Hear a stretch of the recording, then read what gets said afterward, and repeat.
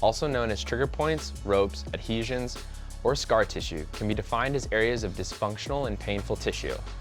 These are produced within the body 5 different ways: trauma or injury, overuse, improper use, poor posture, or emotional stress. The reason why they feel like actual knots in your muscles is based on the state of constant tension or spasm that they reside in. This in turn creates a compression effect on the nerves and blood vessels that provide for this muscle. Similar to a water hose with a kink in it, this compression causes a decrease in blood flow.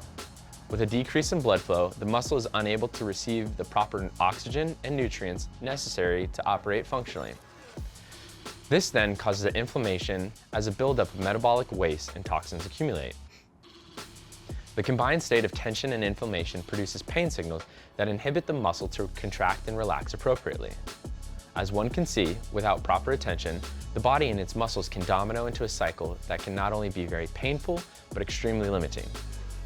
Seeing as the body still has to produce movement, it has to find a way to work around the limited muscle. With certain muscles impaired, it turns to secondary muscles in order to compensate for. This new movement pattern, despite being suboptimal, becomes quickly ingrained in the brain. This creates for these muscles to become overworked and easily fatigued, causing nothing more but pain and impairment. In order to halt this process, one must assist the original dysfunctional tissue in releasing and restoring it to proper function. How does one do such? Myofascial release. Myofascial release is known as the process of relaxing the muscle and fascia of a dysfunctional tissue in order for them to move properly.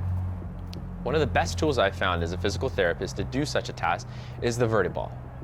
While at home, the vertiball allows you the ability to properly isolate and release muscles in order to get you moving around pain-free.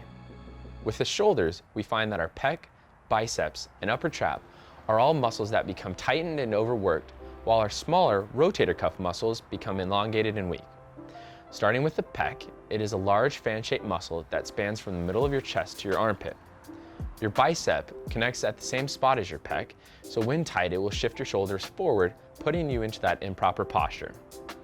Lastly, your upper trap muscle most commonly feels tight when it is overworked and attempts to help stabilize your shoulder joint. With the shoulder most commonly rolled forward, your rotator cuff muscles, or smaller group of muscles responsible for stabilizing the shoulder, located on the back of your shoulder, become elongated. This poor posture leads to pain and inefficiency, so it is just as vital to roll these out using the vertiball. Follow this up lastly with rewiring your brain to establish a new motor pattern. For the shoulder, the focus is on scapular retraction in order to stabilize the shoulder prior to movement. Examples of these exercises include rows and swimmers. So whether if you are a professional athlete trying to achieve optimal performance or an everyday active individual trying to rid aches and pains, the vertiball is for you.